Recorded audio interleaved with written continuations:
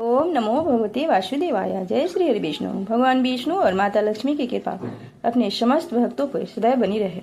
आज इस अंक में हम जानेंगे, श्रवण करेंगे वर्ष 2025 वैशाख पूर्णिमा व्रत कथा। 2025 वैशाख पूर्णिमा को स्नान दान के लिए बहुत महत्वपूर्ण माना जाता है। वैशाख पूर्णिमा पर भगवान विष्णु की पूजा विधि विधान के साथ करने के बाद दान भी अवश्य करनी चाहिए। इस साल वैशाख पूर्णिमा व्रत 12 मई सोमवार को रखा जाएगा। पौराणिक मान्यता है कि वैशाख पूर्णिमा पर व्रत रखकर भगवान विष्णु की पूजा विधि विधान के साथ करने के बाद रात्रि में चंद्रमा को अर्घ्य देने से मनोकामनाएं पूरी होती हैं। शास्त्र के अनुसार वैशाख पूर्णिमा का बहुत महत्व माना जाता है। इस दिन स्नान दान का विशेष रूप से महत्व होता है। वैशाख पूर्णिमा पर महात्मा बुद्ध का भी जन्म हुआ था, इसलिए इस वैशाख पूर्णिमा को बुद्ध पूर्णिमा भी कहा जाता है। वैशाख पूर्णिमा के दिन दान करने से पुण्य कई गुना बढ़कर मिलता है। कई भक्त पूर्णिमा का व्रत रखते हैं। व्रत रखने वाले लोगों को वैशाख पूर्णिमा की कथा अवश्य श्रवण करनी चाहिए या पढ़नी चाहिए। वैशाख पूर्णिमा व्रत कथा। द्वापर युग में एक समय की बात है कि यशोदा जी ने कृष्ण से कहा, कृष्ण, तुम सारे संसार के उत्पन्न करता हो, पोषण करता हो तथा उसके संहार करता हो। आज कोई ऐसी व्रत मुझसे कहो जिसके करने से मृत्यु लोक में स्त्रियों को विधवा होने का भय न रहे तथा यह व्रत सभी मनुष्यों की मनोकामना पूर्ण करने वाला हो। अगर यह वीडियो अच्छी लगे तो चैनल को सब्सक्राइब और वीडियो को लाइक शेयर अवश्य करें।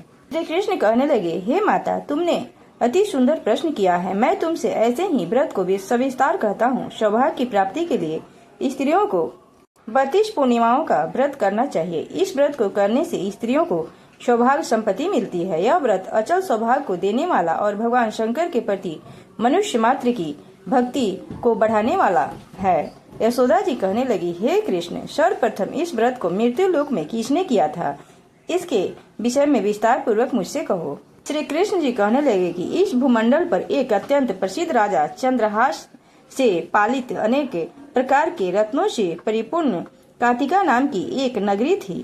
वहाँ धनेश्वर नाम का एक ब्राह्मण था और इसकी स्त्री अति सुंदर सुशील रूपवती थी। दोनों ही उस नगरी में घर में धन धान की आदि की कोई कमी नहीं थी। उनको एक बड़ा दुख था, उनकी कोई संतान नहीं थी, जिस वजह से वह बहुत दुखी रहते थे। एक दिन एक बड़ा तपस्वी योगी उस नगरी में आया। वह योगी बाकी सभी घरों से भिक्षा मांगकर भोजन किया करता था, लेकिन उस ब्राह्मण के घर से भिक्षा नहीं मांगता था। एक दिन योगी गंगा किनारे भिक्षा मांगकर प्रेम पूर्वक खा रहा था कि धनेश्वर ने योगी को यह सब करते देख लिया।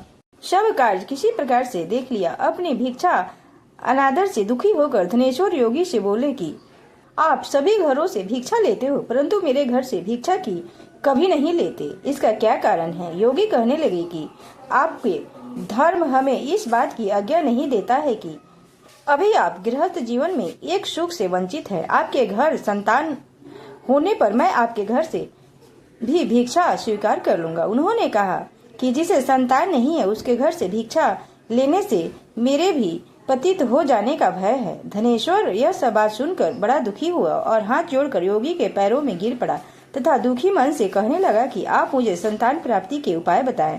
आप सर्वज्ञ हैं, मुझ पर अवश्य कृपा कीजिए। धन कि मेरे घर में कोई कमी नहीं है, लेकिन मैं संतान न होने के कारण अत्यंत दुखी हूँ।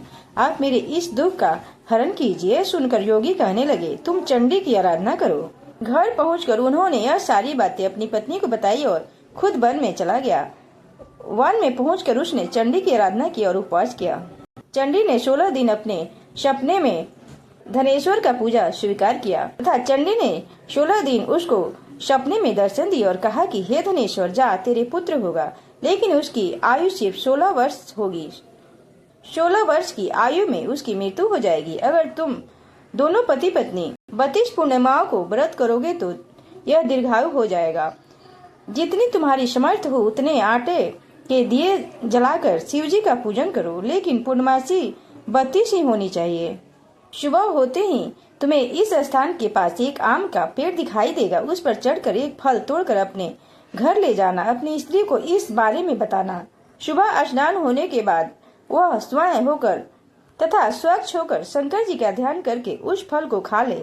तब भगवान शंकर की कृपा से उसको गर्भ हो जाएगा। जब ब्राह्मण उठा तो उसे उस स्थान पर आम का पेड़ दिखाई दिया और वह उससे फल तोड़ने को चढ़ा, लेकिन वह उस पेड़ पर चढ़ नहीं पा रहा था। यह देखकर उसे बड़ी चिंता हुई। उसने भगवान गणेश की उपासना की और कहा, हे दयानिधि, अपने भक्तों के विघ्न का नाश करके उनके मंगल कार्य को करने वाले, दुष्ट का नाश करने वाले, रिद्धि सिद्धि देने वाले, आप मुझे इतना बल दी कि मैं अपनी मनोकामना पूरी कर सकूं। इसके बाद वह पेड़ से फल तोड़कर अपनी पत्नी के पास पहुंचा। पत्नी ने अपने पति के कहे अनुसार इस फल को खा लिया और वह गर्भवती हो गई। देवी की कृपा से उसे बहुत सुंदर पुत्र पैदा हुआ। उसका नाम उन्होंने देवीदास रखा। माता पिता के हर्ष और शोक के साथ वह बाल बढ़ने लगा। भगवान की कृपा से बालक बहुत ही सुंदर था, सुशील और पढ़ाई लिखाई में भी बहुत ही निपुण था। दुर्गा जी की कथा अनुसार उसकी माता ने 32 पूर्णिमा का व्रत रखा। जैसे ही 16वां व्रत लगा, दोनों पति पत्नी बहुत दुखी हुए कि कहीं उनके पुत्र की मृत्यु 16 वर्ष में ना हो जाए। उन्होंने सोचा कि अगर उनके सामने यह सब हुआ तो वह कैसे देख पाएंगे। तभी उन्होंने देवीदास के मामा को बुलाया और 1 वर्ष के लिए देवीदास को काशी पढ़ने के लिए भेज दिया। 1 वर्ष के बाद उसे वापस लेकर आ जाना। देवीदास अपनी माता के साथ एक घोड़े पर सवार होकर चल दिया। उसके मामा को यह बात पता नहीं थी। दोनों पति पत्नी 32 पूर्णिमा का व्रत पूरा किया। दूसरी तरफ मामा और भांजा दोनों रात गुजारने के लिए रास्ते में एक गांव में रुके। उस दिन उस गांव में ब्राह्मण की कन्या का विवाह होने वाला था। जिस धर्मशाला में वर और बारात से लोग रुके हुए थे, उसी धर्मशाला में देवीदास और उसके मामा ठहर गए। उधर कन्या को तेल आदि चढ़ाने के बाद जब लगन का समय आया तो वर की तबीयत खराब हो गई।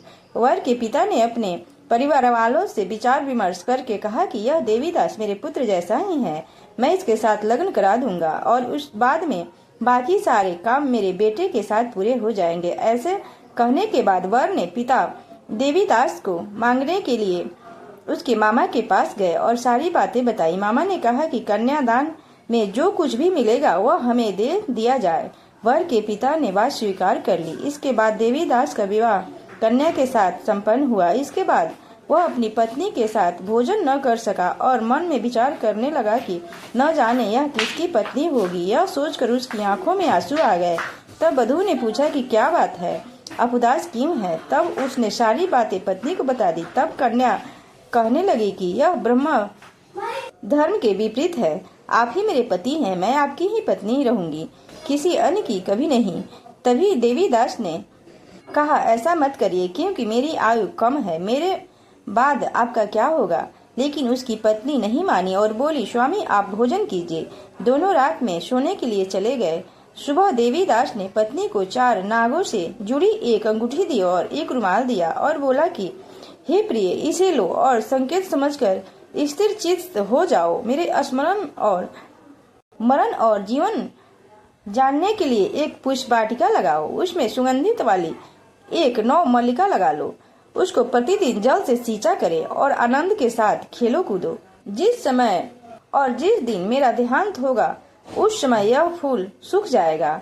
जब यह फिर से हरे हो जाएं, तो जान लेना कि मैं जीवित हूँ। यह समझाकर वह वहाँ से चला गया। इसके बाद जब वर और बाराती मंडप में आए तो कन्या ने उसे देखकर कहा कि ये मेरा पति नहीं है, मेरे पिता वह है जिसने मेरी शादी इनसे कराई है तथा मेरे पति यह हैं जिनको साथ रात में विवाद हुआ। इसके साथ मेरा विवाह नहीं हुआ है। अगर यह वही है तो यह बताए कि मैंने इसके साथ क्या बातचीत की। साथ ही कन्यादान के समय को आभूषण मिले उन्हें दिखाएं। कन्या की सारी बातें सुनकर वह कहने लगा कि मैं यह सब नहीं जानता। इसके बाद सारी बारात भी अपमानित होकर लौट गई। भगवान श्री कृष्ण बोले, हे माता, इस प्रकार देवीदास काशी चला गया। कुछ समय बीत गया तो एक सर्प उसको डसने के लिए वहां आया, लेकिन वह उसको काट नहीं पाया क्योंकि उसकी माता ने पहले ही 32 पूर्णिमा व्रत कर लिया था। इसके बाद वह खुद काल वहां पहुंचा। भगवान की कृपा से तभी वहां माता पार्वती और भगवान गणेश आ गए।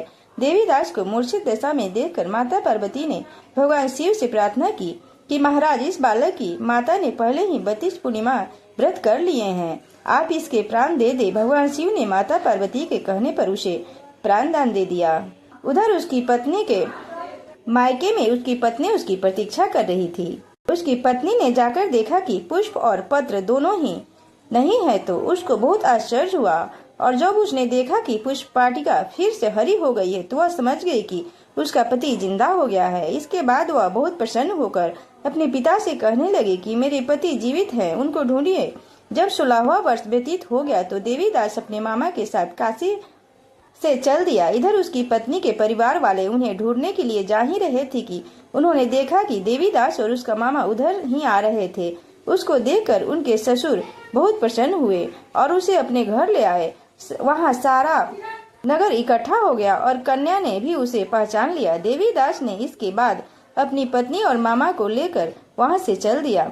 उसके ससुर ने उसे बहुत सा धन दहेज देकर विदा किया। जब वो अपने घर की तरफ चल रहा था तो उसके माता पिता को लोगों ने खबर दी कि तुम्हारा पुत्र देवीदास अपनी पत्नी और मामा के साथ आ रहा है। ऐसा समाचार सुनकर पहले तो उन्हें विश्वास नहीं हुआ, लेकिन जब देवीदास आया और उसने अपने माता पिता के पैर छुए तो देवीदास के माता पिता ने उसका माथा चूम लिया और दोनों को अपने सीने से लगा लिया। दोनों ने माता पिता से आशीर्वाद लिया। दोनों के आने की खुशी में धनेश्वर ने बहुत सा दान दक्षिणा ब्राह्मणों को दे दी।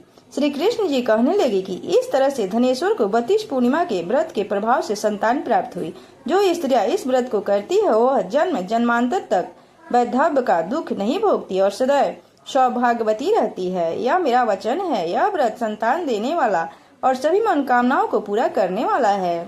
जिस प्रकार ब्राह्मण दंपति ने पूर्णिमा का व्रत किया था, इसलिए काल देवीदास का कुछ बिगाड़ नहीं पाया। तभी से ऐसी मान्यता है कि पूर्णिमा के दिन व्रत करने से काल से भी मुक्ति मिलती है और भगवान सभी मनोकामनाएं पूर्ण करते हैं। सब प्रेम से बोलो विष्णु भगवान की जय।